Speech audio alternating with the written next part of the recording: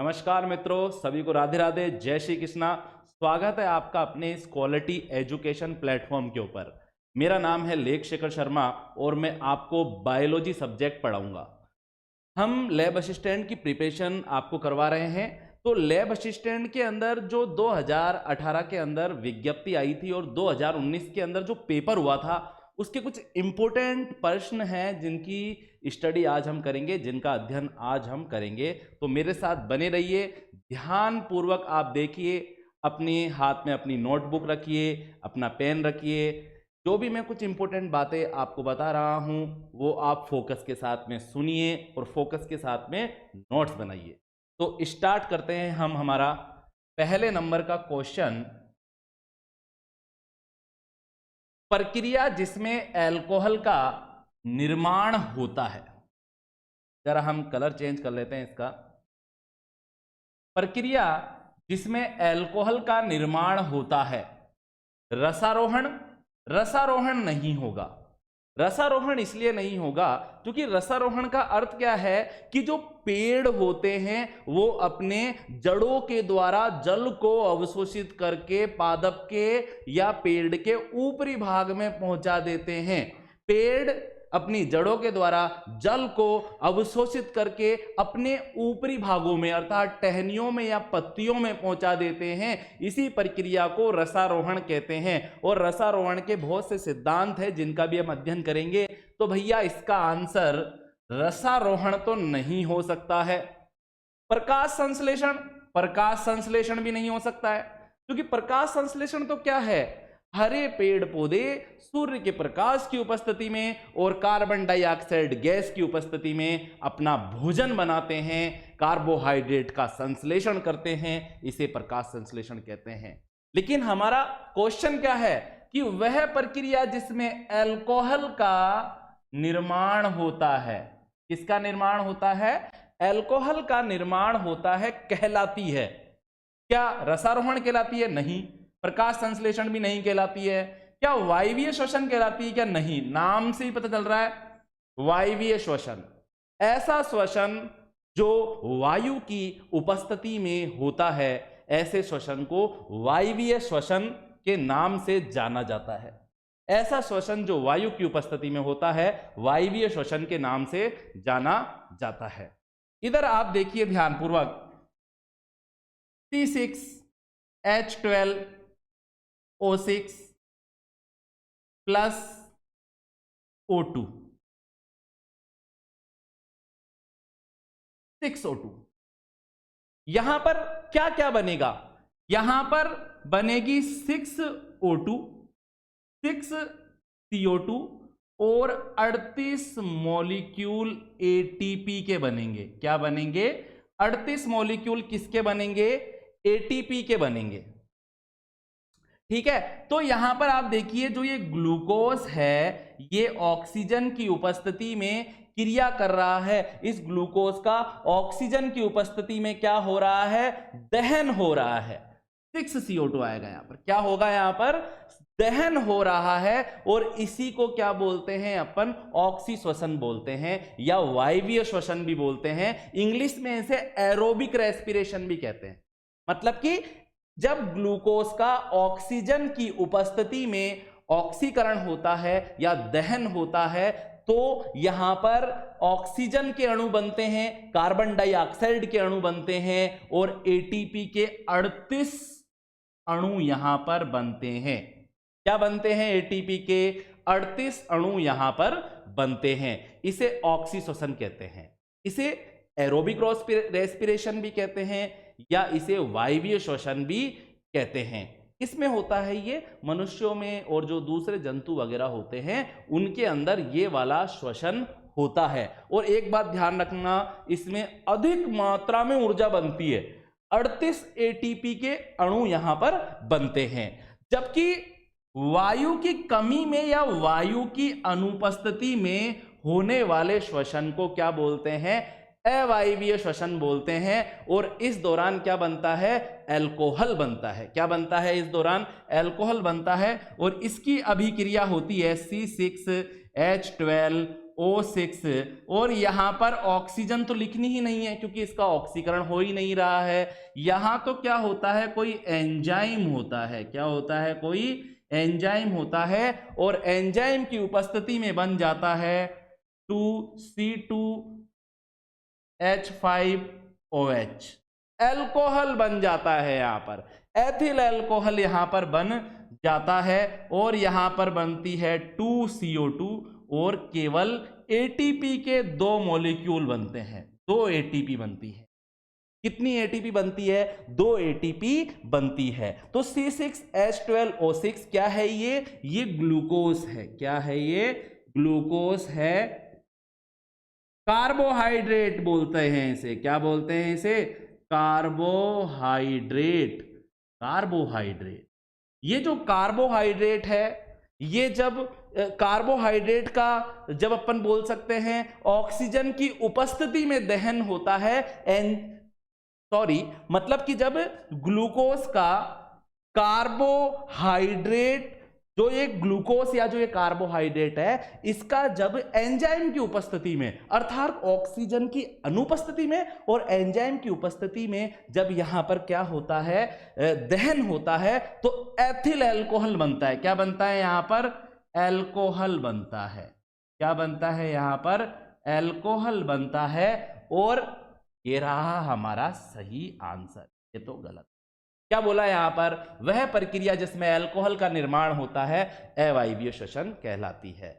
अवायवीय श्वसन के अंदर जो ग्लूकोज है उसका एंजाइमों के द्वारा दहन होता है, या अपन बोल सकते हैं क्रिया होती है, जिससे क्या बनता है, C2H5OH नाम का अल्कोहल बनता है, CO2 बनती है और ATP के केवल 2 मॉलिक्यूल बनते हैं। ये जो अवायवीय श्वसन होता है ना, ये कहाँ होता है, ये जीवाणुओं में होता है। किस में होता है, जीवाणुओं में होता है। कुछ कवकों के अंदर भी ये पाया जाता है।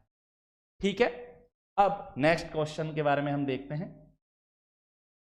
कनाडा बाल्सम एक माउंटिंग एजेंट है। इसे स्थायी स्लाइड के लिए प्रयोग किया जाता है। यह एक जाति से प्राप्त होती है। देखिए, बायोलॉजी की लैब है, उसमें आपने कभी ना कभी तो स्लाइड बनाई होगी अगर आप साइंस के विद्यार्थी हैं तो।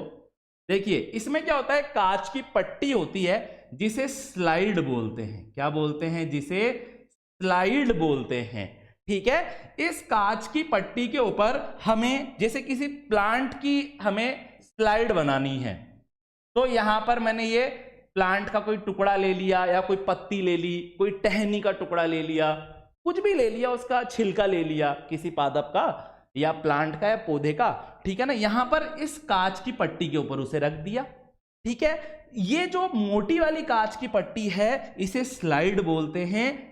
क्या बोलते हैं, इसे स्लाइड बोलते हैं। और इसके ऊपर एक पतली सी कांच की पट्टी और लगाई जाती है जिसे क्या बोलते हैं, कवर स्लिप कहते हैं। कवर स्लिप, कवर स्लिप, ये इसको ऐसे रख देते हैं इसके ऊपर। ठीक है, अब जब भी स्लाइड बनाई जाती है और स्लाइड के ऊपर टिश्यू को रखा जाता है, या किसी पत्ती को रखा जाता है, या शरीर के किसी भाग को रखा जाता है जिसकी हमें स्लाइड बनानी है, तो उस भाग के ऊपर हम कवर स्लिप भी रखते हैं। ठीक है, और स्लाइड और इस कवर स्लिप के बीच में यहां पर एक लिक्विड डाल दिया जाता है। क्या डाल दिया जाता है, एक लिक्विड डाल दिया जाता है, जिसे ही क्या बोलते हैं हम, माउंटिंग एजेंट बोलते हैं। क्या बोलते हैं, माउंटिंग एजेंट के नाम से उसे जाना जाता है। अगर आप अस्थायी स्लाइड बना रहे हैं, टेम्परेरी स्लाइड बना रहे हैं, टीचर ने आपको कहा कि स्लाइड बनाइए, आपने स्लाइड बनाई, देखी और धोकर रख दी। ये जो स्लाइड बनाई है ना, ये टेम्परेरी स्लाइड है। टेम्परेरी स्लाइड के अंदर माउंटिंग एजेंट काम में आता है ग्लिसरीन। क्या काम में आता है, ग्लिसरीन, ग्लिसरीन। लेकिन ये वाली जो स्लाइड होती है ये कुछ घंटों में ही खराब हो जाती है, इसको आपको धोकर रखना होता है। लेकिन अगर यहां पर ग्लिसरीन की जगह कनाडा बाल्सम का उपयोग कर लिया जाए, किसका उपयोग कर लिया जाए, कनाडा बाल्सम का उपयोग कर लिया जाए, तो यह स्लाइड स्थायी स्लाइड बनेगी। कैसी स्लाइड बनेगी? स्थायी स्लाइड बनेगी। मतलब कि स्लाइड के ऊपर हमने हमारा टिश्यू लिया, टिश्यू के ऊपर कनाडा बाल्सम सीमेंट डाल दी और कवर स्लिप इसके ऊपर रख दी, ये स्लाइड जो बनेगी परमानेंट स्लाइड बनेगी। परमानेंट स्लाइड बनाने के काम में क्या आता है? कनाडा बाल्सम सीमेंट काम में आती है। कभी आपके घर में मकान का कभी आपके घर का अगर मरम्मत का काम हुआ हो या कभी घर बन रहा हो तो आपने देखा होगा मार्बल को चिपकाने के लिए एक सॉल्वेंट सीमेंट आती है, ठीक है। और आपने देखा होगा जो पीवीसी के पाइप होते हैं उन पाइपों को भी चिपकाने के लिए एक सॉल्वेंट सीमेंट आती है, बिल्कुल फेविक्विक जैसी दिखती है वो, ठीक है। ये कनाडा बाल्सम सीमेंट भी बिल्कुल वैसी की वैसी ही होती है। ये माउंटिंग एजेंट है, परमानेंट स्लाइड बनाने के काम में आती है। कनाडा बाल्सम का एक नाम और है, इसे डीपीएक्स के नाम से भी जाना जाता है। किसके नाम से जाना जाता है? इसे डीपीएक्स के नाम से भी जाना जाता है, जिसकी फुल फॉर्म है डाई ब्यूटिल पहथेलेट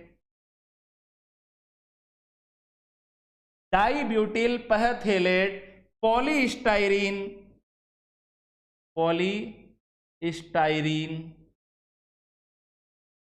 जाइलीन।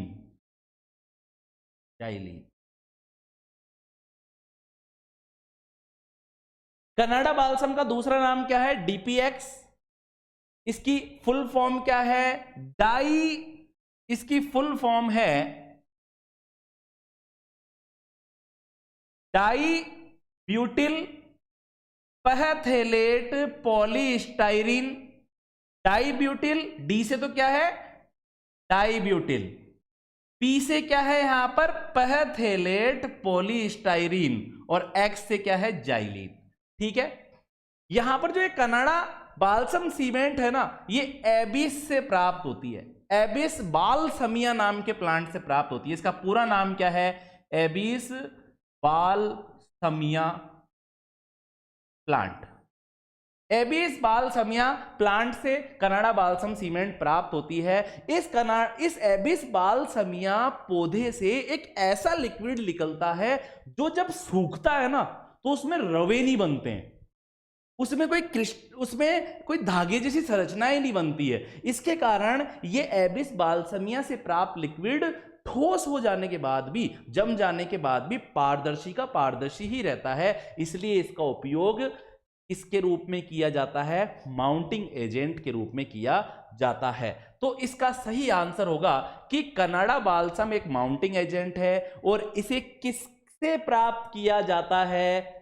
इसे एबिस बाल्समिया की जाति से प्राप्त किया जाता है। यह है इसका सही आंसर। अब आप देखिए भूस्तरी क्या होता है। यहां पर ऑप्शन दे रखे हैं, क्या यह स्तंभ होता है, क्या यह मूल है, क्या यह स्तंभ है, क्या यह मूल है, क्या यह भूमिगत स्तंभ है, क्या यह उपवायव रूपांतरित स्तंभ है? इसका सही आंसर है भूस्तरी होता है उपवायव रूपांतरित स्तंभ। ये जो क्वेश्चन है ना, इसमें कभी आपको भूस्तरी भी मिल सकता है, तो आपको कंफ्यूज नहीं होना है। कभी आपको भूस्तरी के नाम से भी ये शब्द मिल सकता है, तो बिल्कुल भी कंफ्यूज नहीं होना है। भूस्तरी या भूस्तरी एक ही चीज होती है। उपवायु रूपांतरित स्तंभ का मतलब क्या है मैं आपको समझाता हूं, इधर देखिए आप ध्यानपूर्वक। कुछ पौधे क्या होते हैं, कुछ पौधे ऐसे होते हैं, ये कोई पौधा है,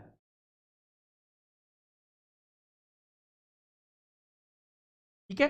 इस पौधे के जो तना है, इस पौधे का जो तना है उसके आधारीय भाग से कुछ पार्श्व शाखाएं निकलती है और वायवीय वृद्धि करती है। पार्श्व शाखाओं का मतलब क्या है? पार्श्व शाखाओं का मतलब है, यहां देखिए आप कि ये जो नीचे वाला भाग है ना, ये जमीन है, मिट्टी है। लेकिन जो ये ऊपर वाला भाग है ना, ये तो प्लांट है, पौधा है। तो भूस्तारी क्या है? उपवायु रूपांतरित स्तंभ है। मैं आपको समझाता हूं, आपको हमेशा के लिए समझ में आ जाएगा कि ये उपवायु रूपांतरित स्तंभ होता क्या है। कुछ पौधे ऐसे होते हैं जिनका जो तना होता है ना, उस तने के आधारीय भाग से, मतलब जड़ में से नहीं, मैंने जड़ नहीं बोला है, मैंने बोला तने के आधारीय भाग से। तो तने का आधारीय भाग क्या हो गया? नीचे वाला भाग। यहां से कुछ शाखाएं निकलती है, और ये शाखाएं जमीन में नहीं घुसती है निकल के, बल्कि वायु वृद्धि करती है, हवा में वृद्धि करती है, और कुछ दूरी पर जाकर ये जमीन में प्रवेश कर जाती है और एक नए पौधे का निर्माण कर देती है। ठीक है, तो इस प्रकार का जो स्तंभ होता है इसे ही क्या बोलते हैं? उपवायु रूपांतरित स्तंभ कहते हैं। और यह किसमें पाया जाता है? यह पाया जाता है आपके स्ट्रॉबेरी के अंदर, स्ट्रॉबेरी, और अरवी के अंदर, अरवी के अंदर, याद रखिएगा आप। तो भूस्तरीय होता है उपवायु रूपांतरित स्तंभ। अगला प्रश्न आप देखिए, रोजी क्या है? रोजी, एक ट्रिक बताता हूं मैं आपको। रोज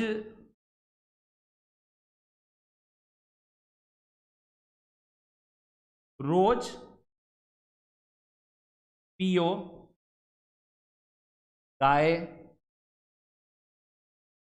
का दूध।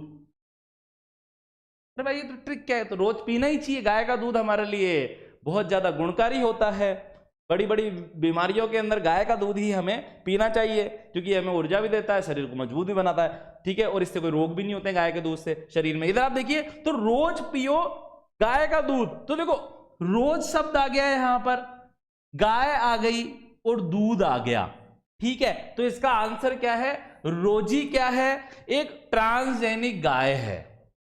ठीक है, ट्रांसजेनिक शब्द क्या होता है भैया? ये ट्रांसजेनिक का मतलब क्या है? पराजीनी। अगर टमाटर का जीन निकालकर या डीएनए निकालकर आप आलू में डाल दो, तो आलू में बताओ बाहर का जीन आ गया या नहीं आ गया? बाहर का डीएनए आ गया या नहीं आ गया? तो आलू क्या हो गया? एक ट्रांसजेनिक पादप हो गया। ठीक है, एक पराजीनी पादप हो गया। इसी प्रकार से वैज्ञानिकों ने क्या किया? जो माता होती है, ये जो फीमेल होती है, ह्यूमन फीमेल, ठीक है, मतलब जो मानव है या जो ह्यूमन फीमेल है या जो माता है, उसका जीन निकालकर गाय में प्रवेश करवा दिया। तो गाय के अंदर मनुष्यों के समान लक्षण उत्पन्न हो गए। ये जो रोजी गाय है ना, ये माता के समान क्वालिटी वाला दूध देती है। जितना गुणकारी एक बच्चे के लिए माता का दूध होता है, वितना गुणकारी दूध इस गाय का भी होता है, क्योंकि इसके अंदर मनुष्यों के जीन को प्रवेश करवाया गया है। और कौन से वाले जीन को? मिल्क बनाने वाले जीन को। इसका मिल्क किसके समान है? माता के मिल्क के समान ही है। इस ट्रांसजेनिक गाय को मानव का जीन प्रवेश करवाकर बनाया गया है। तो आप याद रखना, रोज पियो गाय का दूध। लीची का खाने योग्य भाग है। लीची आप देखते होंगे, खाई भी होगी आपने लीची। तो लीची का क्या? मध्य फल भित्ति, पुष्पासन, बीजचोल, एरिल, क्या हो सकता है इसमें से? ये तीनों तो नहीं है। इसका सही आंसर है एरिल। एरिल क्या होता है मैं आपको समझाता हूं। एरिल देखो, आपने सुना होगा फल, फलों के बारे में आपने सुना होगा। पुष्प आपने देखा होगा। ये आप देखिए, ये क्या है यहां पर? ये नीचे वाला भाग तो क्या है? व्रंत है, व्रंत। ये वाला जो भाग है ना, ये है पुष्पासन, पुष्पासन। और जो ये वाला भाग है ना, ये मोटा सा मटके जैसा,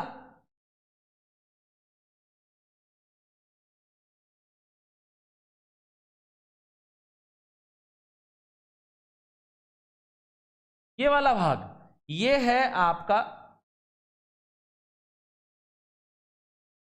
ये है क्या है, ये पुष्प का अंडाशय है। ये नीचे वाला वृंत है, यह पुष्पासन है, यह अंडाशय है, और ये ऊपर वाला भाग क्या है, वर्तिका। ठीक है, इसके अंदर एक बीजांड होता है। ये जो बीजांड है ना बच्चों, बीजांड, ये बीजांड निषेचन के बाद में, जब ये बीजांड निषेचित हो जाता है ना, तो इससे फल बन जाता है। और जो अंडाशय है,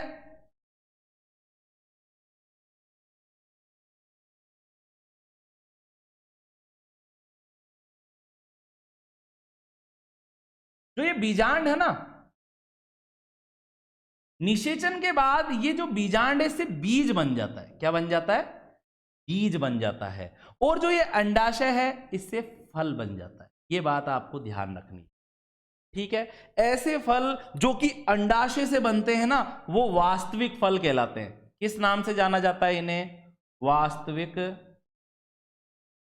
फल, फल के नाम से इसे जाना जाता है। और बीज को तो बीज के नाम से जाना जाता है, इंग्लिश में सीड कहेंगे इसे। तो यहां पर अपन ने क्या पढ़ा कि एक पुष्प है जिसके अंदर वृंत है, पुष्पासन है, उसके ऊपर अंडाशय है, और अंडाशय के अंदर बीजांड बंद है। निषेचन के बाद में बीजांड से तो बीज बन जाता है। क्या बन जाता है, बीजांड से बीज बन जाता है। जो ये बीजांड है, इस बीजांड से क्या बन जाता है, बीज बन जाता है। और जो बीजांड के चारों तरफ का जो एक कक्ष है, इसे अंडाशय बोल रहे हैं। निषेचन के बाद में इस अंडाशय से क्या बन जाता है, फल बन जाता है, और ये फल वास्तविक फल कहलाता है। ये देखो, मैं आपको क्या समझाने का प्रयास कर रहा हूं कि ऐसा फल जो अंडाशय से बनता है, ऐसा फल जो निषेचन के बाद में अंडाशय से बनता है, वास्तविक फल कहलाता है। ठीक है, लेकिन पुष्प में अंडाशय के अलावा, लेकिन पुष्प में अंडाशय के अलावा किसी अन्य भाग से बना फल आभासी फल कहलाता है।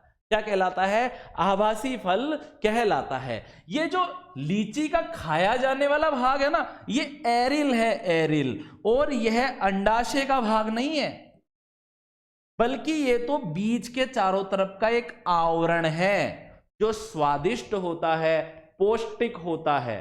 बीज जो होता है ना, बीज, ये बीज, इस बीज के ऊपर आप देखेंगे एक आवरण लगा रहता है ऐसा, जिसको क्या बोलते हैं, एरिल बोलते हैं। ये अपन बोल सकते हैं बीज के चारों तरफ की एक परत है जो सफेद रंग की होती है, स्वादिष्ट होती है और पौष्टिक होती है। तो लीची का खाया जाने वाला भाग क्या होता है, एरिल होता है। और इसकी उत्पत्ति अपन कह सकते हैं अंडाशय से नहीं होती है, इसलिए ये एक तरह का आभासी फल भी हो सकता है। क्या कहला सकता है, ये आभासी फल भी ये कहला सकता है। नेक्स्ट क्वेश्चन की तरफ मैं बढ़ता हूं। इधर आप देखिए, गेहूं में 100 परागकण प्राप्त करने हेतु कितने न्यूनतम अर्धसूत्री विभाजनों की आवश्यकता होती है। पहली बात तो अर्धसूत्री विभाजन होता कब है। हमेशा एक बात ध्यान रखना, दो तरह के विभाजन होते हैं, समसूत्री विभाजन, अर्धसूत्री विभाजन। समसूत्री विभाजन हमेशा होता है शरीर की वृद्धि के लिए। किसके लिए, शरीर में चोट लग गई, घाव का भरना है, कोशिकाओं में समसूत्री विभाजन होगा, नई कोशिकाएं आएगी और घाव भर जाएगा। छिपकली की पूंछ कट गई, उस पूंछ का वापिस आना है, समसूत्री विभाजन होगा पूंछ की कोशिकाओं में, नई पूंछ आ जाएगी। ठीक है, तो शारीरिक वृद्धि या घावों का भरना समसूत्री विभाजन का उदाहरण है। कोशिकाओं में समसूत्री विभाजन हो रहा है। लेकिन जब भी कोई युग्मक बनेंगे, क्या बनेंगे, जब भी कोई युग्मक बनेंगे, युग्मक, तो युग्मकों का निर्माण केवल किसके द्वारा होगा, अर्धसूत्री विभाजन के द्वारा ही होगा। अर्धसूत्री विभाजन के द्वारा ही होगा। युग्मकों का निर्माण हमेशा किसके द्वारा होता है, अर्धसूत्री विभाजन के द्वारा ही होता है। युग्मक क्या होते हैं समझना आप, शुक्राणु हो गया, नर में तो क्या हो गया, शुक्राणु है, मादा में क्या है,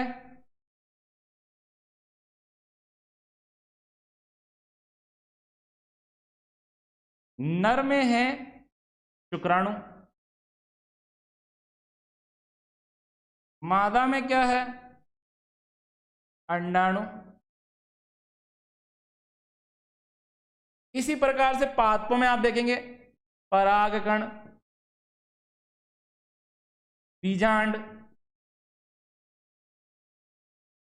तो ये सारे के सारे युग्मकों के उदाहरण हैं। ये परागकण खुद युग्मक नहीं होता है, लेकिन इसके द्वारा फ्यूचर में जाकर, भविष्य में जाकर युग्मक बन जाते हैं। बीजांड भी एक तरह का मादा युग्मक ही हो गया, ठीक है। तो जब भी ये युग्मक बनेंगे, ये शुक्राणु अंडाणु बनेंगे, तो कौन से विभाजन से बनेंगे? अर्धसूत्री विभाजन से बनेंगे। और हमेशा एक बात याद कर लेना आप हमेशा के लिए, कि जब भी एक अर्धसूत्री विभाजन होता है, एक अर्धसूत्री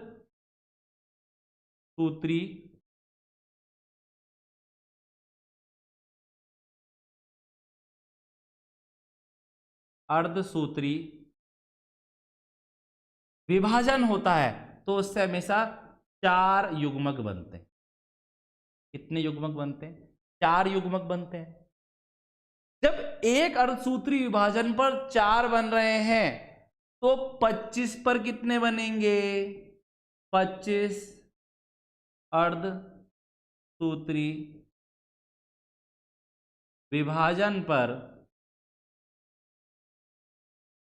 25 अर्धसूत्री विभाजन पर 100 युग्मक बनेंगे। 2 युग्मक बनेंगे, 2 युग्मक बनेंगे। परागकण क्या है? युग्मक ही तो है।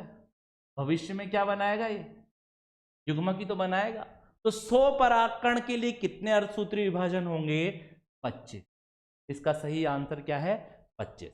नेक्स्ट क्वेश्चन की तरफ हम बढ़ते हैं। इधर आप देखिए, पूर्ण शक्तता शब्द किसने प्रतिपादित किया था? पूर्ण शक्तता शब्द किसने प्रतिपादित किया था? ध्यानपूर्वक देखिए, क्या डार्विन ने दिया था? क्या नहीं, इन्होंने तो प्राकृतिक वर्ण का सिद्धांत दिया था, जीव विकास का सिद्धांत दिया था। जीव विकास,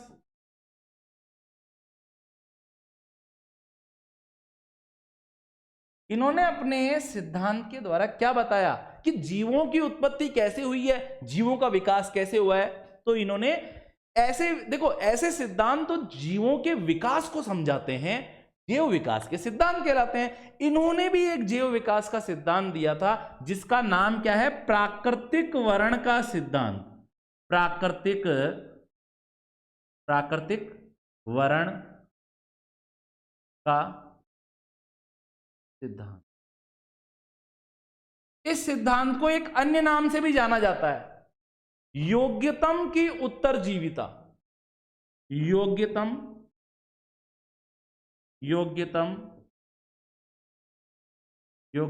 की उत्तरजीविता। प्राकृतिक वर्ण का सिद्धांत क्या कहता है? कि जीवों के अंदर लक्षण उत्पन्न होते रहते हैं, प्रकृति के दबाव के कारण जीवों में क्या उत्पन्न होते रहते हैं? लक्षण उत्पन्न होते रहते हैं। जिन जीवों में अच्छे लक्षण उत्पन्न होते हैं वो तो बचे रहते हैं, और जिन जीवों में हानिकारक लक्षण उत्पन्न हो जाते हैं, प्रकृति उसको ऊपर उठा देती है, उसको नष्ट कर देती है, उसका वर्ण कर देती है। आप देखिए, मैं आपको एक एग्जाम्पल देता हूं, बिल्कुल साधारण एग्जाम्पल, ठीक है। आपने गली में देखा होगा, डॉग होते हैं, ठीक है, और उनके बच्चे होते हैं। एक डॉग के आप देखेंगे 3, 4, 5, 6, खूब बहुत सारे बच्चे होते हैं उनके, ठीक है। लेकिन क्या वो सारे के सारे जीवित रहते हैं? क्या नहीं। आप देखोगे कि एक डॉग के 6 बच्चे थे, 2 दिन बाद देखोगे ये तो 5 ही नजर आ रहे हैं, फिर 15 दिन बाद देखोगे तो 4 ही नजर आ रहे हैं, फिर कुछ महीने बाद देखोगे तो 3 ही नजर आ रहे हैं, एंड में 2 ही रह जाएंगे, और बिल्कुल लास्ट तक पहुंचते पहुंचते तो 1 ही रह जाएगा। जो बच्चे कमजोर थे, जिन बच्चों में अच्छे लक्षण नहीं थे, उसका प्रकृति ने वर्ण कर दिया, और जो बच्चे अच्छे लक्षण वाले थे उसको प्रकृति ने वर्ण नहीं किया, उसको इस धरती पर जीने का अधिकार प्राप्त हुआ। तो इसे ही प्राकृतिक वर्ण का सिद्धांत कहते हैं। और है योग्यतम की उत्तरजीविता भी कह सकते हैं सिद्धांत को, कि मतलब जो योग्य होगा ना, वो ही इस धरती पर उत्तरजीविता प्राप्त कर सकता है और रह सकता है, और जनन में भाग लेकर अपनी जाति के अस्तित्व को बनाए रख सकता है। तो ये तो हो ही नहीं सकता डार्विन, तो इसका आंसर, ठीक है। हैबरलैंड हो सकता है क्या? हेबरलैंड भी नहीं हो सकता है, क्योंकि हेबरलैंड जर्मनी के वैज्ञानिक थे। ये जर्मनी के वैज्ञानिक थे, जर्मनी के वैज्ञानिक थे, जर्मनी के वैज्ञानिक थे, जिन्होंने जिन्होंने जिन्होंने 1902 में सर्वप्रथम जिन्होंने 1902 में सर्वप्रथम जिन्होंने 1902 में सर्वप्रथम उत्तक संवर्धन का प्रयास किया था। ठीक है, कभी कभी इनका पूरा नाम भी पूछ लिया जाता है एग्जाम में कि इनका पूरा नाम क्या था। तो इनका पूरा नाम था गोटलिब हेबरलैंड। मैं यहां लिख देता हूं गोटलिब हेबरलैंड। तो गोटलिब हेबरलैंड जो थे ना, गोटलिब हेबरलैंड ये जर्मनी के वैज्ञानिक थे जिन्होंने 1902 में सर्वप्रथम उत्तक संवर्धन करने का प्रयास किया था। उत्तक संवर्धन क्या होता है? जड़ तना पत्ती के द्वारा या कोशिकाओं के द्वारा नया पादप या कोई नया जीव उत्पन्न करवा देना। जड़ तना पत्ती के द्वारा, जड़ तना पत्ती का या कोशिकाओं का संवर्धन करवाकर नया जीव उत्पन्न करवा देना ही क्या कहलाता है?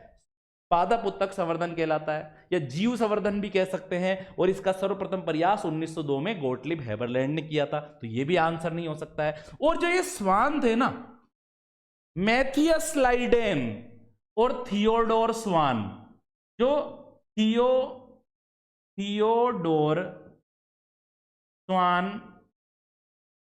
और मैथियस स्लाइडेन जो थे, स्लाइडेन,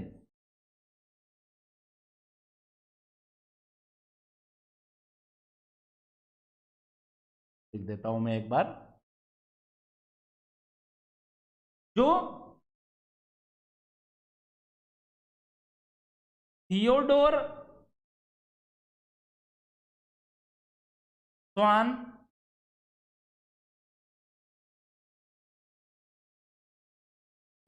स्वान और मैथियस लाइडेन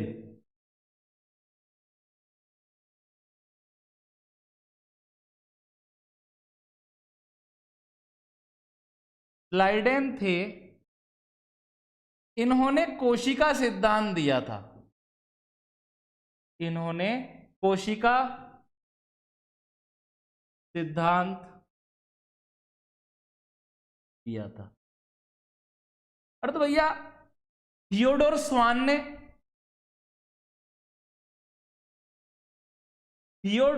ने और मैथियस लाइडेन ने तो कौन सा सिद्धांत दिया था? कोशिका सिद्धांत दिया था। तो क्या ये आंसर होगा? क्या ये भी नहीं होगा। तो इसका सही आंसर क्या है कि पूर्ण शब्दता शब्द किसने दिया था? मॉर्गन ने दिया था। लेकिन आप भूल जाएंगे, रटा हुआ चीज तो हम भूल जाते हैं, इसको याद कैसे करें? ठीक है, ठीक है। आजकल पूरी शक्ति के साथ कोई व्यक्ति लड़ता है, कोई सेना का जवान है, वो लड़ना चाहता है, तो अपने साथ में क्या लेके जाएगा? गन लेकर जाएगा।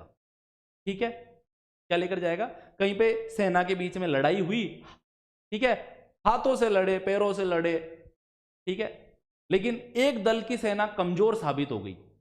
ठीक है, अब वो जो कमजोर साबित हुई ना, वो क्या बोल रही है दूसरी सेना को? अभी सबक सिखाते हैं। पूरी शक्ति के साथ में आएंगे और गन लेकर आएंगे। तो याद रखना, पूर्ण शक्तता और गन, मोर गन, इसका ये सही आंसर है। तो पूर्ण शक्तता शब्द सर्वप्रथम किसने दिया था? मॉर्गन ने दिया था। अगला प्रश्न आप देखिए, साधारणतया मूसला मूल पाई जाती है। मूसला मूल क्या आवृत बीजी में पाई जाती है? नहीं, अनावृत बीजी में नहीं। कभी भी आपसे जब जड़ से संबंधित क्वेश्चन पूछा जाएगा कि अपस्थानिक मूल पाई जाती है, या फिर झकड़ा मूल पाई जाती है, या फिर मूसला मूल पाई जाती है, तो ये दो तो आएंगे ही नहीं ऑप्शन में, अनावृत बीजी या आवृत बीजी। और ऑप्शन में है भी, जैसे यहां दे रखा है, तो ये आंसर नहीं होगा, बस ये तो है ही नहीं, क्योंकि आंसर इन दोनों में से ही हो सकता है, या तो एक बीजपत्री हो सकता है या द्विबीजपत्री हो सकता है।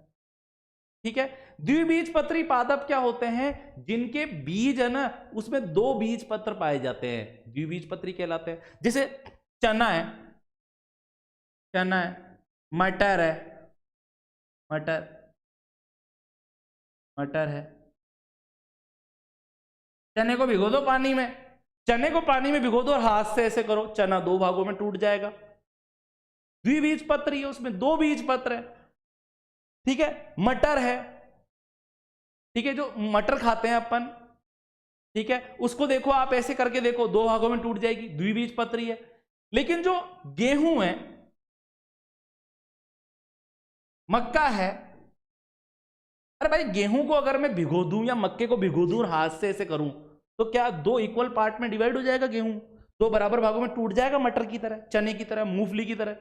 नहीं, ये एक बीजपत्री है। तो ऐसे पादप जिनके बीजों में दो बीज पत्र पाए जाते हैं द्विबीजपत्री कहलाते हैं, जैसे चना, मटर। और ऐसे पादप जिनके बीज में केवल एक ही बीज पत्र पाया जाता है, वो एक बीजपत्री कहलाता है। क्या कहलाता है? एक बीजपत्री कहलाता है, जैसे गेहूं और मक्का।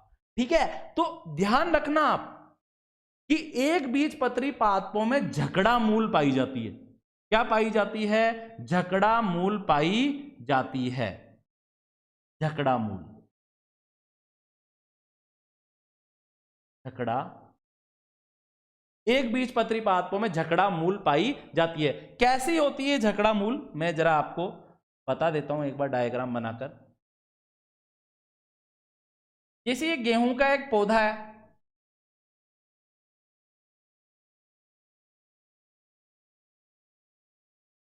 ठीक है, अब इसके अंदर क्या होता है, एक जड़ उत्पन्न होगी,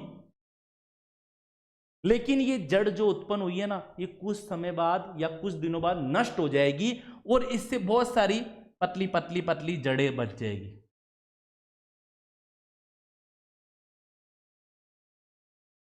ठीक है, जैसे आजकल फैशन नहीं चल रहा दाढ़ी का, वैसे इधर देखिए आप ध्यानपूर्वक, नीचे की तरफ बहुत सारी जड़ें जड़ें उत्पन्न हो गई।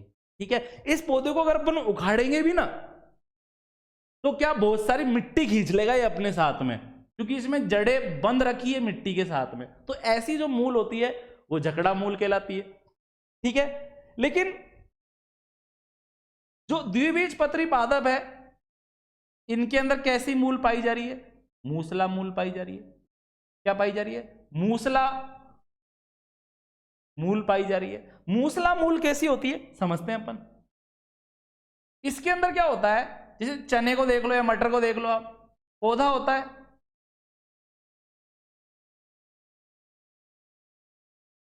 इस पौधे में से एक है ना लंबी सी जड़ निकलती है, ठीक है, जिसे कहते हैं हम प्राथमिक जड़। ठीक है, प्राथमिक जड़। अब इस प्राथमिक जड़ में से छोटी छोटी जड़ें और निकलने लग जाती है, जिन्हें द्वितीयक या तृतीयक जड़ कहते हैं। शॉर्ट में लिख देता हूं मैं, द्वितीयक जड़। इस प्रकार की जड़ क्या कहलाती है? मूसला मूल कहलाती है, क्योंकि इसमें एक मूसली की तरह एक लंबी सी संरचना है, जैसे पेन दिख रहा है ना लंबा सा, वैसे इसके अंदर एक संरचना है। तो इस प्रकार की जड़ें मूसला मूल कहलाती है। तो साधारणतः मूसला मूल पाई जाती है द्विबीजपत्री पादपों के अंदर, एक बीजपत्री पादपों में झकड़ा मूल पाई जाती है। ठीक है, अब हम अगले प्रश्न को देखते हैं। रोडोफाइसी का संचित उत्पाद है, क्या स्टार्च है? क्या नहीं, स्टार्च नहीं है। क्यों नहीं है स्टार्च? क्योंकि स्टार्च तो जो पादप होते हैं ना, पादपों में संश्लेषित भोजन है। पादपों में संश्लेषित भोजन क्या है? स्टार्च है। ग्लाइकोजन क्या है? मनुष्य में संग्रहित भोजन, मानव या जंतुओं में संग्रहित संचित भी लिख सकते हैं यहां पर भोजन। जो भी आप गेहूं वगैरह खा रहे हो, रोटी खा रहे हो, जूस पी रहे हो, कार्बोहाइड्रेट ही तो है वो, अनाज कार्बोहाइड्रेट होते हैं, आप खा रहे हो उसे, ठीक है। वो कार्बोहाइड्रेट पच जाएगा, ग्लूकोज में टूट जाएगा और शरीर में अवशोषित होकर इसमें बदल जाएगा, ग्लाइकोजन में बदल जाएगा। तो ग्लाइकोजन तो क्या है, मानव या जंतुओं में संग्रहित भोजन है, तो ये भी नहीं हो सकता इसका आंसर। क्वेश्चन क्या है अपना, उसको देखो आप ध्यानपूर्वक। रोडोफाइसी का संचित उत्पाद है। ये रोडोफाइसी क्या है, लाल रंग की शैवालें, लाल शैवाल, जितनी भी लाल शैवालें हैं उसे कौन से ग्रुप में रख दिया, शैवालों के रोडोफाइसी ग्रुप के अंदर रख दिया, ठीक है। तो क्या इसमें स्टार्च होता है, नहीं। ग्लाइकोजन होता है, नहीं। क्या फ्लोरिडियन स्टार्च होता है, क्या फ्लोरिडियन स्टार्च, हाँ इसमें फ्लोरिडियन स्टार्च पाया जाता है। फ्लोरिडियन स्टार्च, इसमें थोड़ी बहुत फ्लोरीन की मात्रा पाई जाती है, ठीक है। सेल्यूलोज तो हो ही नहीं सकता, क्योंकि ये तो पादपों की सेल वॉल बनाता है। क्या बनाता है ये, पादपों की कोशिका भित्ति बनाता है। क्या बनाता है ये, पादपों की कोशिका भित्ति बनाता है। तो सही आंसर क्या है कि रोडोफाइसी के अंदर संचित उत्पाद क्या है, फ्लोरिडियन स्टार्च। और अगर आपको याद करना है तो देखो, रोडो और रीडी, ये वर्डों की आप मैचिंग कर लेना, रोडो और रीडी। रोडोफाइसी में संचित उत्पाद है फ्लोरिडियन स्टार्च, ठीक है। ये आपको समझ में आ गया होगा। अब हम अगले प्रश्न को देखते हैं। पोमेला अवस्था पाई जाती है, पोमेला अवस्था, पोमेला अवस्था क्या है, यह अलैंगिक जनन की एक विधि है। पोमेला, पोमेला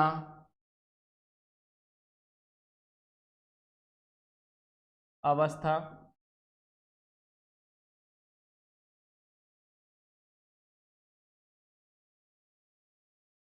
अलैंगिक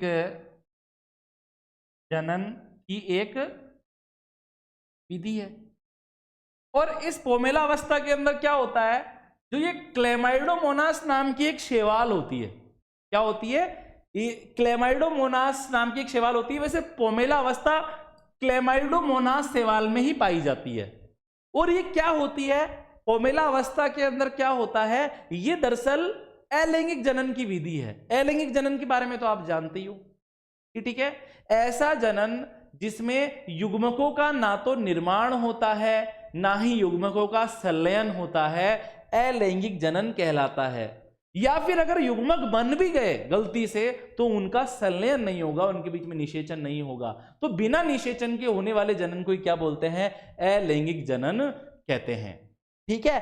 तो पोमेला अवस्था क्लेमाइडोमोनास समूह की शैवालों में अलैंगिक जनन की विधि है। इसके अंदर क्या होता है, जो शैवाल होती है ना, शैवाल जब प्रतिकूल परिस्थितियां आती है, पानी में रहती है ये, पानी में नमी वाले स्थानों पे जब प्रतिकूल परिस्थितियां आती है, या पानी की कमी हो गई, या पानी में लवणता बढ़ गई, पानी खारा हो गया बिल्कुल समुद्र के पानी की तरह, तो वहां पर क्या होगा, ये जो शैवाल है ना, शैवाल, इसके चारों तरफ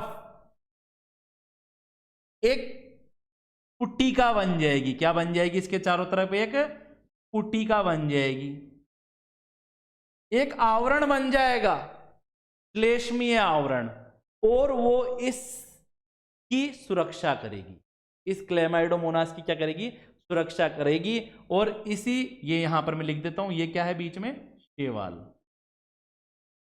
और इस अवस्था को ही क्या बोलते हैं, पोमेला अवस्था कहते हैं, पोमेला अवस्था, ठीक है। तो पोमेला अवस्था पाई जाती है क्लेमाइडोमोनास समूह की शैवालों में। देखिए ध्यानपूर्वक, सेव व नाशपाती का खाने योग्य भाग होता है पुष्पासन,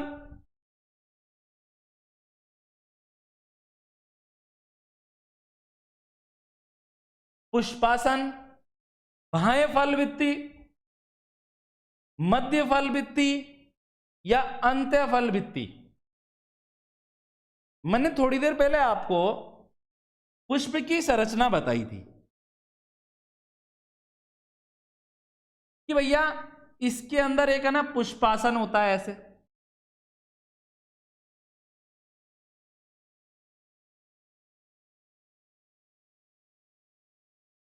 ये तो वृंत है, ये क्या है, पुष्पासन है, और इसके ऊपर होता है अंडाशय, ऐसा सुराई के जैसा।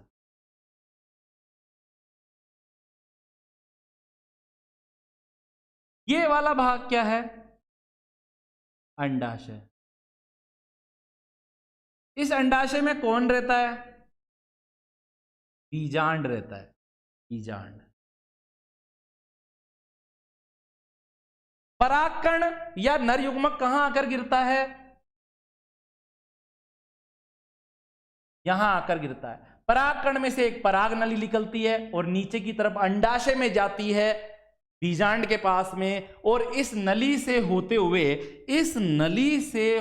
हुए जो नर युग्मक है ना, वो इस पराग कण में से निकलकर ये दोनों के दोनों नर युग्मक कहां पहुंच जाते हैं, इस बीजांड के अंदर पहुंच।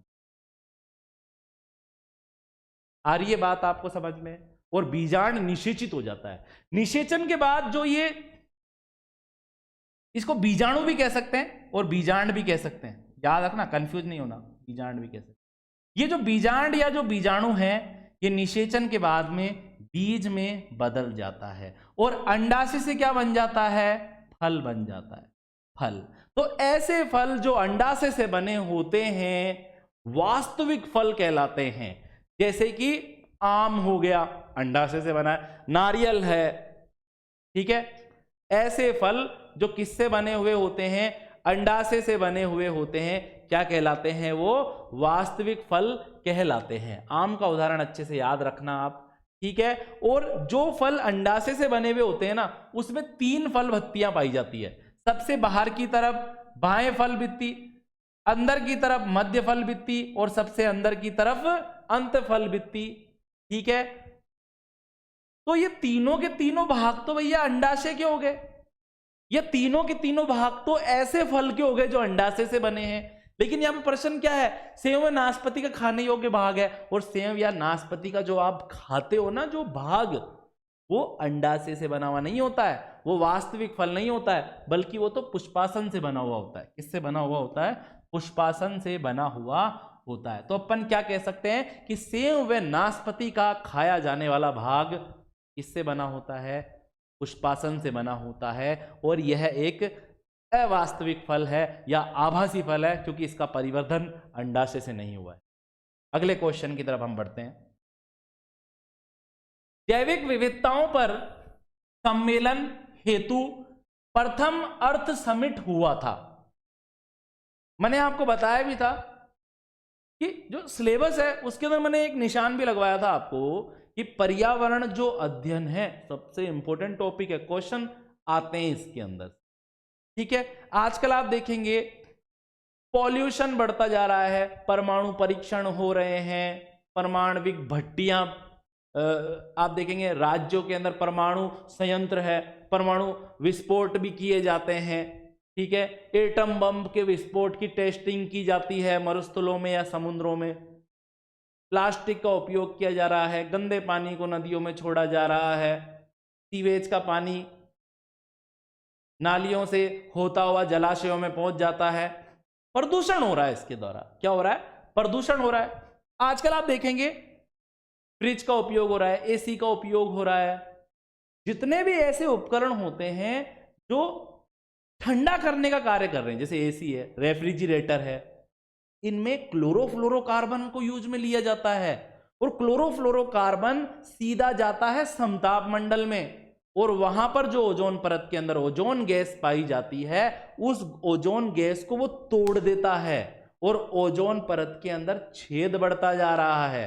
तो ओजोन परत में छेद होना, पर्यावरण प्रदूषण का बढ़ना, ठीक है, और इस प्रदूषण से जो समस्याएं उत्पन्न हो सकती है उसके विषय में लोगों को जागरूक करना, पर्यावरण प्रदूषण का कैसे नियंत्रण किया जा सकता है, इन सभी बातों को ध्यान में रखते हुए ब्राजील के रियो डी जेनेरियो नामक शहर में 1992 के अंदर सम्मेलन हुआ था और यहां पर 172 देशों ने भाग लिया था।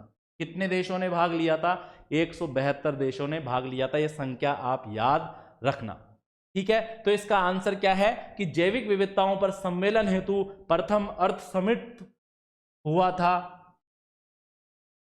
दूसरा ऑप्शन रियो डी जेनेरियो। देखिए आप अगला प्रश्न, चाय का लाल किट रोग किसके द्वारा होता है?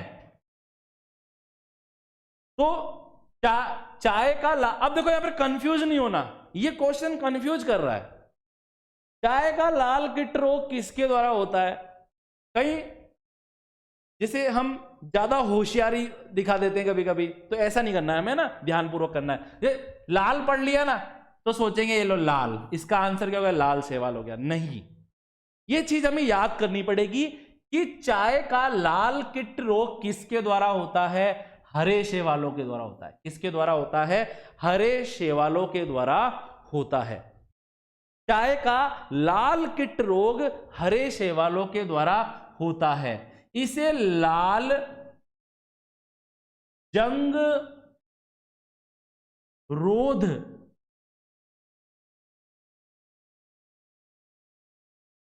रोग भी कहते हैं। इसे लाल किट रोग तो कहते ही है, और दूसरा नाम क्या है इसका? लाल जंग रोध रोग भी कहते हैं, ठीक है। अब कोई आपसे बोले एग्जाम में, अगर ये क्वेश्चन आ जाए लाल जंग रोध रोग है, ये कभी कभी शॉर्ट में भी आ जाता है कि लाल जंग रोग है, कभी ये वर्ड खा भी सकते हैं, तो कंफ्यूज नहीं होना, हरी शैवालों के द्वारा होता है, ठीक है। किसके द्वारा होता है? हरी शैवालों के द्वारा होता है। और यह हरी शैवालें होती है सेफेलुरोस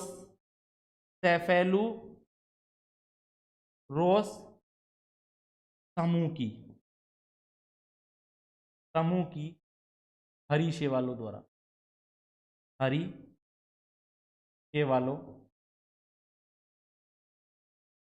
ठीक है। तो चाय का लाल किट रोग होता है हरी शैवालों द्वारा, इसे लाल जंग रोध रोग भी कहते हैं, और यह सेफेलुरोस समूह की शैवालों के द्वारा होता है। अगला प्रश्न आप देखिए, ज्वार के फल को कहते हैं कैरियोप्सिस।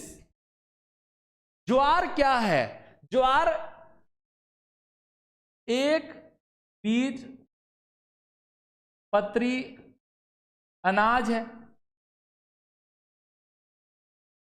अनाज है। इसे पानी की कमी वाले क्षेत्रों में, जैसे राजस्थान में पानी की कमी वाले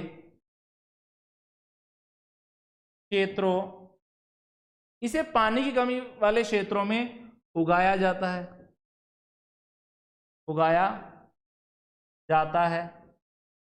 इसका उपयोग अनाज के रूप में भी हो सकता है, खाने के रूप में, बोलते हैं ना ज्वार की रोटी, मक्के का आटा और बाजरे का आटा, उसमें ज्वार का भी आटा मिला लिया तो एक बढ़िया सी रोटी बन जाती है, ठीक है। तो अनाज के रूप में भी किया जा सकता है, ठीक है। पशुओं के चारे के रूप में भी खिलाया जाता है इसे, पशुओं के लिए ये उत्तम चारा है, पशुओं को बहुत पसंद है, ठीक है। तो ज्वार क्या है? ज्वार एक बीजपत्री, एक अनाज है, एक अनाज की किस्म है जिसे पानी की कमी वाले क्षेत्रों में उगाया जाता है। यह अनाज के रूप में भी काम में लिया जाता है, पशुओं के चारे के रूप में भी इसे काम में लिया जाता है, और इसका जो फल होता है वो एक बीजपत्री होता है जिसे कैरियोप्सिस के नाम से जाना जाता है। नेक्स्ट पर्सन हम देखते हैं, शब्द बायोसिनोसिस किसने प्रतिपादित किया था? बायोसिनोसिस को पहले हमें समझना होगा। देखो मैं एक शब्द लिखता हूं यहां पर, यहां लिखता हूं मैं पारिस्थितिक तंत्र। क्या है ये पारिस्थितिक तंत्र? जीव है और उसका पर्यावरण है, कोई जीव है और उसका पर्यावरण है, और जीव और उसके पर्यावरण के बीच में संबंधों को ही किस नाम से जाना जाता है? पारिस्थितिकी तंत्र के नाम से जाना जाता है। या ऐसे भी बोल सकते हैं, जीव और उसके आवास के बीच में जो संबंध होता है उसे पारिस्थितिकी तंत्र के नाम से जाना जाता है। ठीक है, तो पारिस्थितिकी तंत्र के समान ही बायोजिनोसिस भी है। ठीक है, क्या है? बायोजिनोसिस भी है। जैसे टेंसले जो थे, टेंसले, इन्होंने सबसे पहले कौन सा शब्द दिया था? इन्होंने इकोसिस्टम शब्द दिया था। इन्होंने क्या दिया था? इको सिस्टम शब्द दिया था। और कब दिया था? 1935 के अंदर। इन्होंने सबसे पहले कौन सा शब्द दिया था? इकोसिस्टम शब्द दिया था। ठीक है, इसी प्रकार से जो वार्मिंग है इनका इतना इंपॉर्टेंट नहीं है। आर मिश्रा जो थे, इन्होंने इकोकाज्म नाम दिया, इकोकाज्म। ठीक है, कुछ नहीं है, पारिस्थितिकी तंत्र है, इसमें जीव और उसके पर्यावरण के बीच का संबंधों का अध्ययन किया जाता है। ठीक है, तो जीव और उसके पर्यावरण को ही क्या बोलते हैं? पारिस्थितिकी तंत्र बोलते हैं। और इस पारिस्थितिकी तंत्र को अलग अलग वैज्ञानिकों ने अलग अलग नाम दे दिया। जैसे आर मिश्रा ने जीव और उसके पर्यावरण के बीच में जो संबंध होता है उसे इकोकाज्म कह दिया। ठीक है, और जो टेंसले हैं, टेंसले, इन्होंने तो सबसे बड़ी बात बताई ही है कि जीव और उसके पर्यावरण के बीच में जो संबंध होता है उसे पारिस्थितिकी तंत्र कहते हैं। और इस शब्द भी दिया था इन्होंने, इकोसिस्टम शब्द दिया इन्होंने। कार्ल मोबियस ने क्या दिया था? बायोजिनोसिस। क्या दिया था? बायोजिनोसिस शब्द दिया था। और बायोजिनोसिस का भी अर्थ क्या होता है? जीव और उसके पर्यावरण के बीच में क्या संबंध है, इसे बायोजिनोसिस कहते हैं। तो इसका सही आंसर क्या हो गया कि कार्ल मोबियस ने दिया था बायोजिनोसिस। शब्द बायोजिनोसिस किसने दिया था? कार्ल मोबियस ने। ठीक है, अब हम बढ़ते हैं अगले प्रश्न की तरफ। जिबरेलिन को पृथक किया जाता है। वैसे तो जो जिब्रेलिन होता है ना, जिब्रेलिन,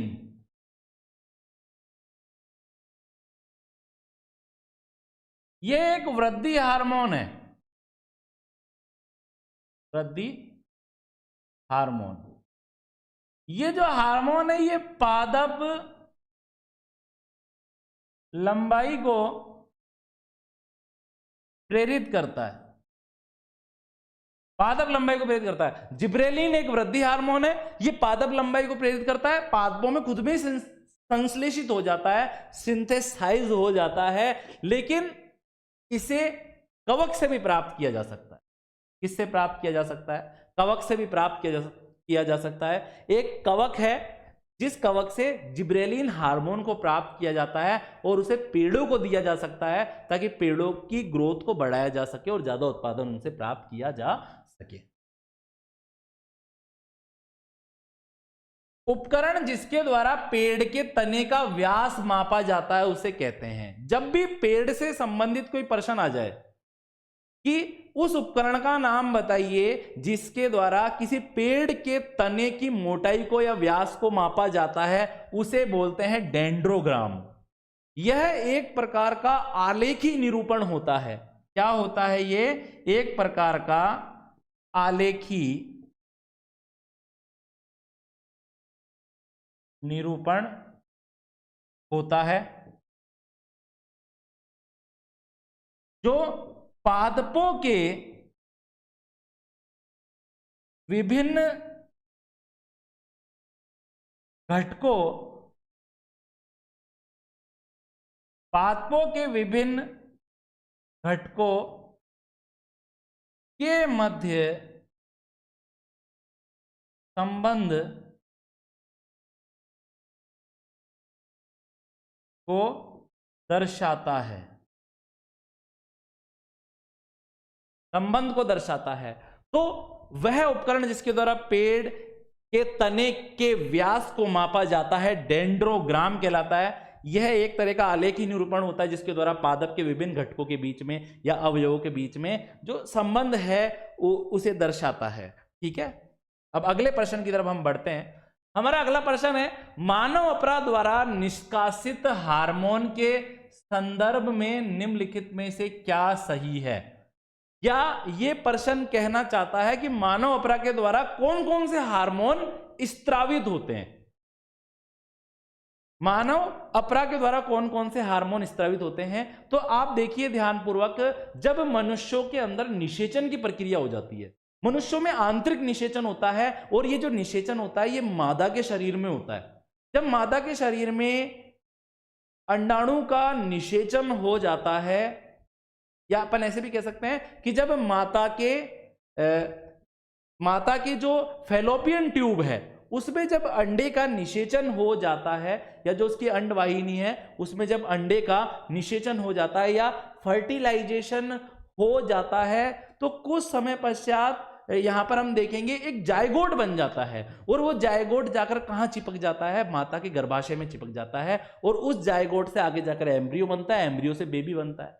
उस एम्ब्रियो के चारों तरफ एक संरचना बन जाती है जिसे क्या बोलते हैं? अपरा कहते हैं। तो गर्भवती माता के गर्भाशय में एक ऐसी संरचना बन जाती है जो माता के उत्तकों को और भ्रूण के उत्तकों को आपस में जोड़ने का कार्य करती है, अपरा कहलाता है। जो भी माता खा रही है, पी रही है, वो सब कुछ अपरा के द्वारा बच्चे को मिलता रहता है, और जो बच्चा जो भी CO2 छोड़ रहा है या जो उत्सर्जी पदार्थ छोड़ रहा है वो भी अपरा द्वारा माता के रक्त में जाता रहता है। तो अपरा द्वारा माता और जो उसका शिशु है वो आपस में जुड़े रहते हैं, कनेक्टेड रहते हैं। अपरा का काम क्या है? भ्रूण को पोषण देना, भ्रूण की रोगों से रक्षा करना, भ्रूण को सुरक्षा प्रदान करना। लेकिन अपरा बहुत से हार्मोनों का भी स्त्रवण करती है। यहां पर आप देखिए, एस्ट्रोजन और एंड्रोजन, ये तो हो ही नहीं सकता क्योंकि ये एक नर हार्मोन है एंड्रोजन। आ रही है बात आपको समझ में? इसको हटाइए आप ध्यानपूर्वक, ये भी नहीं है इसका आंसर, ये भी नहीं है। एस्ट्रोजन और एंड्रोजन तो हो ही नहीं सकता। प्लेसेंटल गोनाट्रोपिन, प्लेसेंटल गैनेडोट्रोपिन, ये भी नहीं है। एस्ट्रोजन ये तो है लेकिन ये पूरा नहीं है ना आंसर। यहां पर तो हमें ऐसी लाइन ढूंढनी है जिसमें सभी के सभी ऑप्शन इसके द्वारा स्त्रावित होते हैं, अपरा के द्वारा। ठीक है, तो इसका सही आंसर है HCG, HPL, प्रोजेस्टेरोन और एस्ट्रोजन। ये भी नहीं है आंसर। अब हम जरा इसको समझ लेते हैं एक बार कि मानव अपरा द्वारा स्त्रावित या निष्कासित या निकलने वाले हार्मोनों का नाम क्या है? HCG, HPL, प्रोजेस्टेरोन और एस्ट्रोजन। ये HCG क्या है इसे हम देख लेते हैं। HCG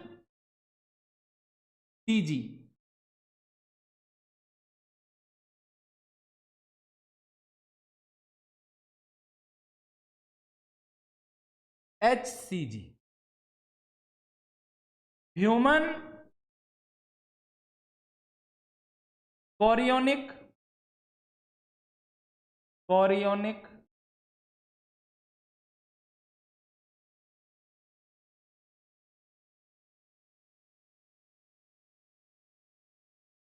गैनेडोट्रोपिन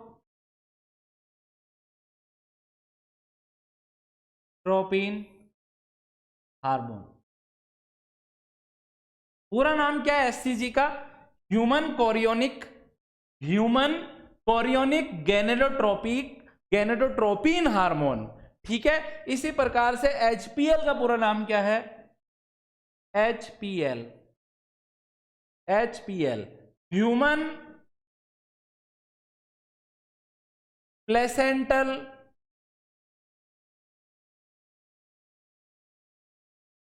लैक्टोजन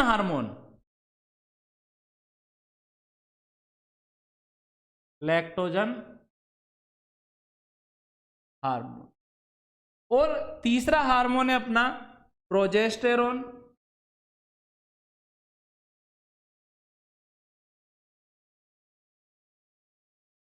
अगला हार्मोन है एस्ट्रोजन।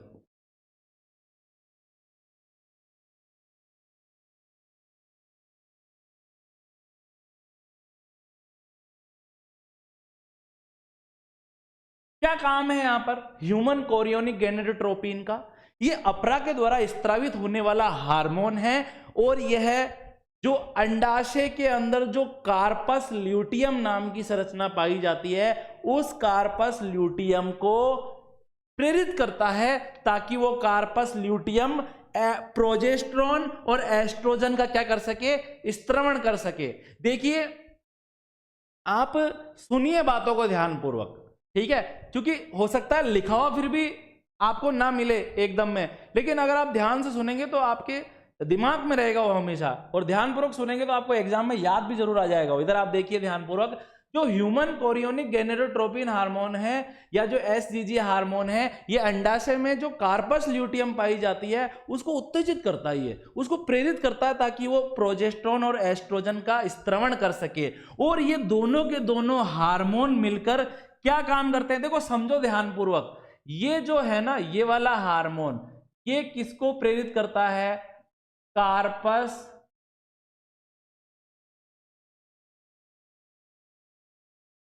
कार्पस ल्यूटियम को,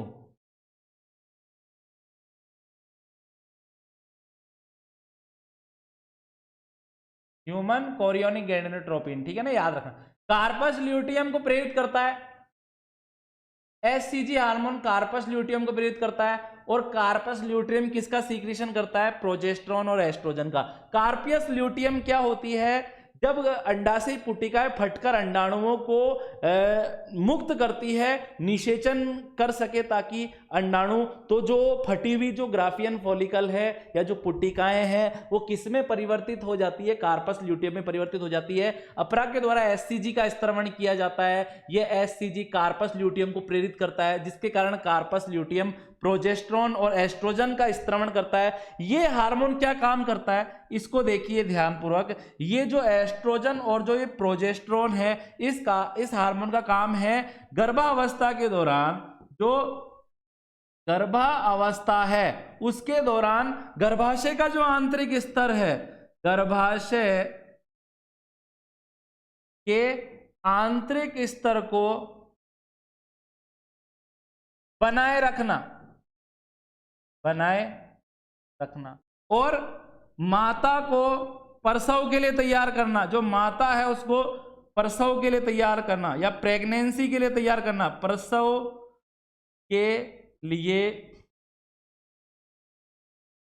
तैयार करना। इसी प्रकार से आप देखिए और भी काम है इसका, दुग्ध निर्माण की क्रिया को प्रेरित करना, इसे लैक्टेशन भी बोलते हैं। दुग्ध निर्माण की प्रक्रिया को क्या बोलते हैं, लैक्टेशन भी कहते हैं। लैक्टेशन को प्रेरित करना, दुग्ध निर्माण की प्रक्रिया को क्या करना, प्रेरित करना। और जो यहां पर HPL हार्मोन जो दिया हुआ है इसका भी यही कार्य है, दुग्ध निर्माण की प्रक्रिया को प्रेरित करना, दुग्ध निर्माण प्रक्रिया को प्रेरित करना। दुग्ध निर्माण की प्रक्रिया को क्या करना, प्रेरित करना, या ऐसे बोल सकते हैं लैक्टेशन की जो प्रोसेस है उसको स्टिमुलेट करना या प्रेरित करना। तो इसका सही आंसर क्या है, मानव अपरा द्वारा स्त्रावित हार्मोन कौन सा है, एससीजी है, HPL है, एस्ट्रोजन और प्रोजेस्टेरोन है। ये बात आप ध्यान रखना।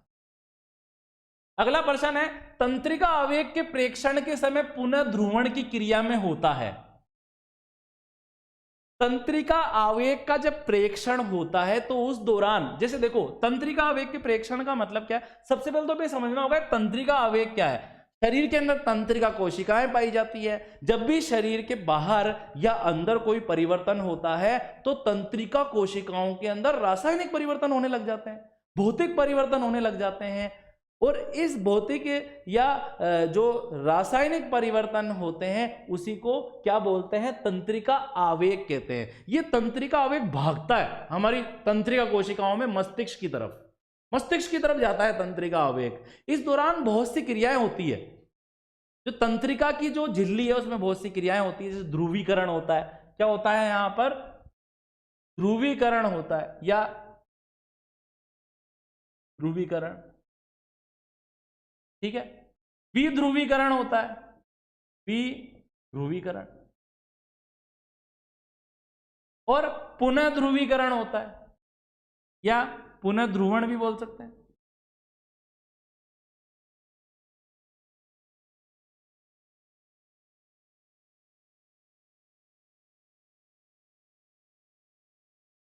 ध्रुवीकरण, विध्रुवीकरण और पुनः ध्रुवीकरण। अब देखिए ध्यानपूर्वक मैं आपको समझाने का प्रयास करता हूं। मैं यहां पर कुछ डायग्राम बनाऊंगा, देखिए इन के अंदर, इधर आप देखिए,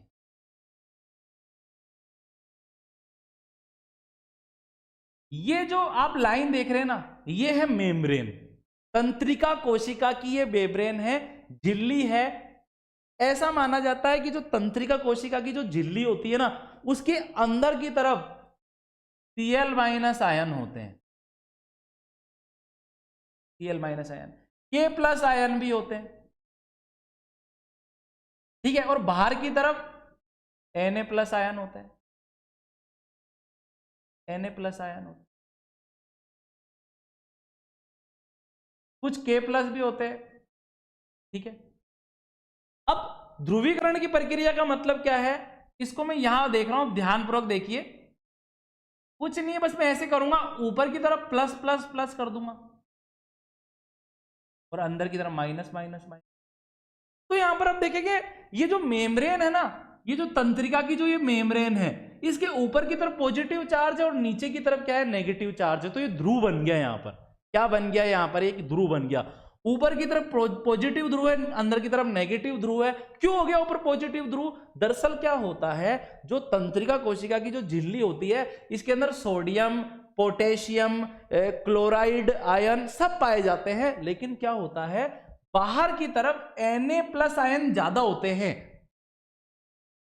Na अंदर की तरफ भी हो सकते हैं, थोड़े बहुत अंदर की तरफ भी हो सकते हैं, लेकिन कम है।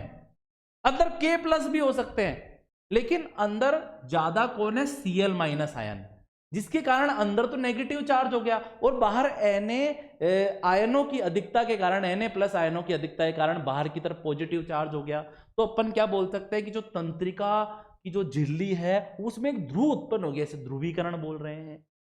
कुछ समय बाद क्या होता है, आप देखेंगे विध्रुवीकरण की प्रक्रिया होती है। जैसे ही हम कहीं किसी चीज को स्पर्श करते हैं, किसी चीज को छूते हैं, तो जो संवेदनाएं हैं वो तंत्रिका कोशिकाओं की झिल्ली से होती हुई मस्तिष्क तक जाती है। झिल्ली में उस समय क्या हो जाता है, सोडियम आयन अंदर की तरफ जाने लग जाते हैं। सोडियम आयन कहां जाने लग जाते हैं, अंदर की तरफ। जिसके कारण क्या होता है, जिसके कारण क्या होता है, आप देखेंगे जो बाहर की तरफ पॉजिटिव चार्ज था उसमें क्या आने लग जाती है, कमी आने लग जाती है, ठीक है। यहां पर नेगेटिव चार्ज था, यहां पर पॉजिटिव चार्ज में कमी आने से अपन मान लेते हैं नेगेटिव हो गया, और अंदर की तरफ सोडियम गया तो यहां पर क्या हो गया, पॉजिटिव हो गया। तो ये क्या हो गया, विध्रुवीकरण हो गया। क्या हो गया, यहां पर विध्रुवीकरण हो गया। लेकिन भैया इस विध्रुवीकरण से अपन को वापस क्या प्राप्त करना है, ध्रुवीकरण प्राप्त करना है, तो इसे पुनः ध्रुवीकरण कहेंगे। और यहां पर क्या होगा,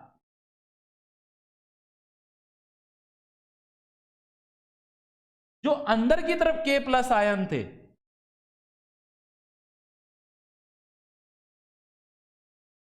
वो पुनः ध्रुवीकरण करने के लिए अंदर से कहां जाने लग जाएंगे, बाहर जाने लग।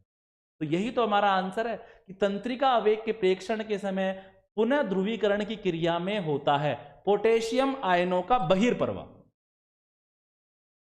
पोटेशियम आयनों का बहिर्प्रवाह, अंदर से बाहर जाना। नेक्स्ट क्वेश्चन की तरफ बढ़ते हैं हम। इधर आप देखिए, मानव मस्तिष्क के लिए कथन का चयन कीजिए। मध्य मस्तिष्क में 2 द्रकपालियां होती है, नहीं, मध्य मस्तिष्क के अंदर 4 द्रकपालियां होती है, 4, ठीक है। या फिर द्रकपालियों की जगह अगर अपन वर्ड लिखे ना, क्वाड्रिजेमिना, 4 कार्पोरा क्वाड्रिजेमिना पाए जाते। गलत है ये, ठीक है। मानव मस्तिष्क के लिए ऐसे कथन का चयन कीजिए जो सही नहीं है। पहला कथन ही सही नहीं है, क्योंकि मध्य मस्तिष्क के अंदर तो 4 पालियां पाई जाती है, 4 पालियां पाई जाती है, जिसे कार्पोरा क्वाड्रिजेमिना कहते हैं। क्या कहते हैं जिसे?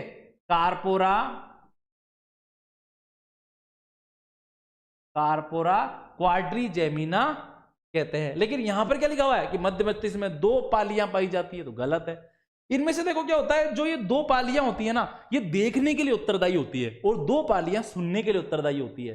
बाकी ये दूसरा ऑप्शन अपन देख लेते हैं कि कार्पस कैलोसम 2 प्रमस्तिष्क गोलार्धों को जोड़ता है। सही है। आपका जो अग्र मस्तिष्क है, यहां पर 2 गोलार्ध पाए जा रहे हैं, प्रमस्तिष्क गोलार्ध। और ये जो प्रमस्तिष्क गोलार्ध है ना, ये किसके द्वारा जुड़े रहते हैं? कार्पस कैलोसम के द्वारा जुड़े रहते हैं। सही बात है। हाइपोथैलेमस हमारे अग्र मस्तिष्क में पाया जाने वाला भाग है। यह हमारी भूख को, हमारी जो प्यास होती है और जो काम भावना है, काम भावना, जो हमारी भूख है, प्यास है, काम भावना, शरीर का ताप नियंत्रण, जो शरीर का जो ताप नियंत्रण है, वो भी किसके द्वारा किया जाता है? हाइपोथैलेमस के द्वारा किया जाता है। इसी के साथ अपन बोल सकते हैं कि ये पीयूष ग्रंथि को भी कंट्रोल करता है। पीयूष ग्रंथि को नियंत्रित, पीयूष ग्रंथि हमारे शरीर की मास्टर ग्रंथि है, ठीक है। पीयूष ग्रंथि हमारे शरीर की मास्टर ग्रंथि है, और भैया इस पीयूष ग्रंथि को भी हाइपोथैलेमस कंट्रोल कर रहा है। तो हाइपोथैलेमस को अपन क्या बोल सकते हैं? मास्टर ऑफ मास्टर ग्रंथि बोल सकते हैं, क्योंकि ये मास्टर को कंट्रोल कर रही है। तो जो ग्रंथि मास्टर को ही कंट्रोल कर रही है, उस ग्रंथि का नाम क्या हो जाएगा? मास्टर ऑफ मास्टर ग्रंथि। तो ये भी सही है पॉइंट।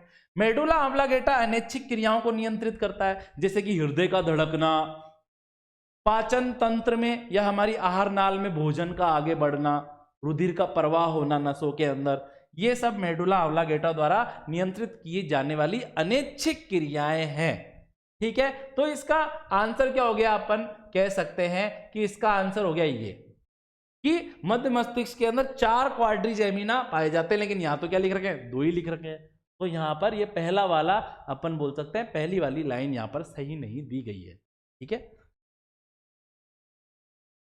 देखिए आप ध्यानपूर्वक, विभिन्न तीव्रता की ध्वनि को विभेदीकृत कर्ण के किस भाग द्वारा किया जा सकता है? इसका आंसर होगा आधारीय कला द्वारा। किसके द्वारा? आधारीय कला द्वारा। मैं आपको समझाने का प्रयास करता हूं, आप समझिए ध्यानपूर्वक। जो हमारा कान होता है ना, कान, इसके 3 भाग होते हैं।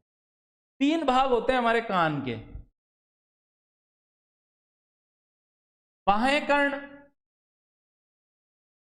बाहर वाला जो दिख रहा है बाह्य कर्ण, और जो अंदर नली है ना, उसको मध्य कर्ण बोलेंगे। अंदर की तरफ अंतकर्ण पाया जा रहा है।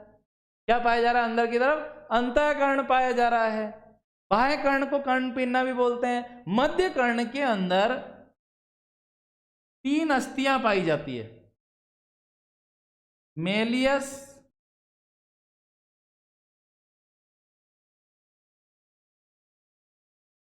Incus, stapes. Méliès, incus, stapes. इसका जो आकार है ना, वो हथौड़े के जैसा होता है। याद रखना है, क्वेश्चन आ जाता है एग्जाम में, हथौड़े के जैसा होता है। इसका जो आकार होता है ना, इसका आकार वो निथाई के जैसा होता है।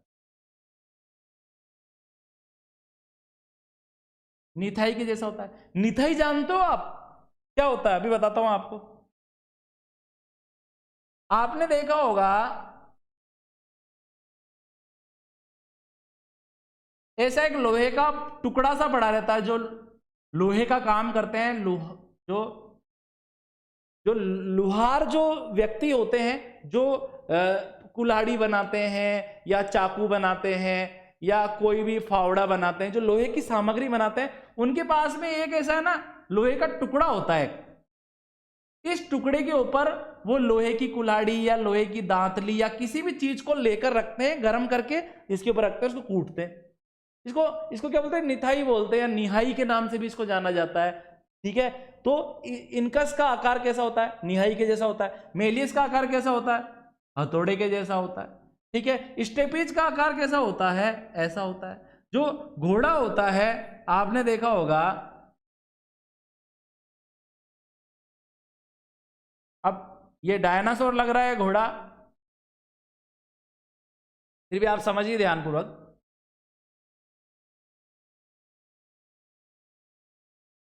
यहां पर एक पैर रखने का होता है, जिसके अंदर व्यक्ति पैर रखता है और पैर रख के ऊपर चढ़ जाता है। ये चढ़ गया व्यक्ति, ठीक है, इसमें पैर रख के चढ़ता है, या इसमें पैर फंसाए रखता है ऐसे। ठीक है, ये क्या कहलाती है? ये स्टेपीज कहलाती है। इस स्टेपीज के जैसा आकार होता है इसका, स्टेपीज हड्डी का। यहां तक आई बात आपको समझ में? फिर इसके बाद में अपन क्या बोल सकते हैं? अंतकर्ण के अंदर है ना दो भाग पाए जाते हैं। एक तो पाया जाता है कोकलिया, कोकलिया अंतकर्ण में एक भाग पाया जाता है कोकलिया, और दूसरा भाग क्या पाया जाता है? नलिकाएं पाई जाती है, अर्धचंद्राकार नलिकाएं। क्या पाई जाती है? अर्धचंद्राकार नलिकाएं पाई जाती है, नलिकाएं पाई जाती है।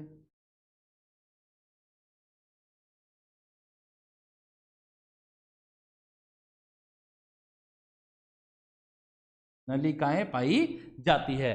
कोकलिया क्या काम करता है? कोकलिया का आकार शंख जैसा होता है। ठीक है, इसके अंदर एक है ना लिक्विड भरा रहता है, और इसके अंदर है ना विशेष प्रकार के संवेदी रोम जैसी संरचनाएं पाई जाती है, जिसे कोल्टी अंग बोलते हैं। जिसे क्या बोलते हैं अपन? कोल्टी अंग बोलते हैं। ये जो रोम जैसी संरचना पाई जाती है, कोल्टी अंग के नाम से जाना जाता है, कोल्टी अंग के नाम से। ठीक है, इसी प्रकार से अर्धचंद्राकार जो नलिकाएं हैं, इनकी संख्या 3 होती है। एक जो नली होती है,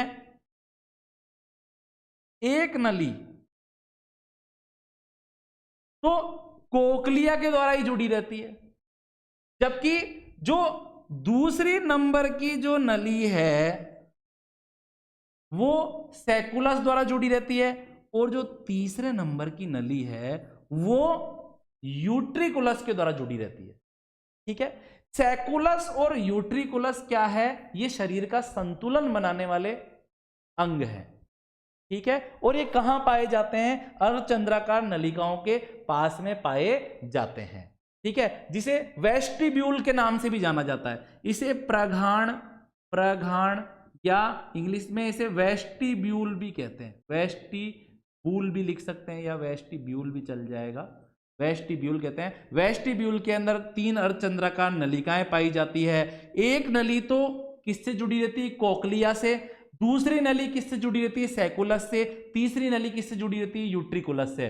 तो जो सैकुलस और जो यूट्रिकुलस है, इसके अंदर एंडोलिम्फ नाम का एक लिक्विड भरा रहता है, और यह लिक्विड क्या करता है? संतुलन बनाता है हमारे शरीर का। चलते समय, भागते समय, गति करते समय ये सैकुलस और यूट्रिकुलस में भरा हुआ लिक्विड हमारे शरीर का संतुलन बनाने का कार्य करता है। इसके अंदर कैल्शियम कार्बोनेट के कण होते हैं उस लिक्विड के अंदर, जो हिलते रहते हैं और इसकी मेम्ब्रेन से टकराते रहते हैं, और हमारे शरीर का संतुलन बना रहता है। जबकि जो रेसिनर की कला है वो इतना इंपॉर्टेंट नहीं है आपके लिए, और जो आधारीय कला है ना, यही वो कान की कला है जो क्या कर सकती है? ध्वनि में विभेदीकृत कर सकती है। आज राजेश मेरे सामने आकर बोलेगा तो मैं उसकी आवाज पहचान लूंगा, ब्रजेश बोलेगा तो पहचान लूंगा, मैं जो मेरे घर वाले उनकी आवाज में पहचान सकता हूं, मेरे स्टूडेंटों की आवाज में पहचान सकता हूं। आवाज को कौन पहचान रहा है? उसमें विभेदीकरण करवाने का कार्य कौन कर रहा है? आधारीय कला। तो मुझे उम्मीद है जो आज हमने पढ़ा वो आपने ध्यान लगाकर सुना होगा, कुछ आपने नोट्स भी बनाए होंगे। ठीक है, तो जुड़े रहिए अपने इस क्वालिटी एजुकेशन प्लेटफॉर्म के साथ में और मेरे साथ बायोलॉजी को एंजॉय करते रहिए। सभी को राधे राधे, सभी को जय श्री कृष्ण।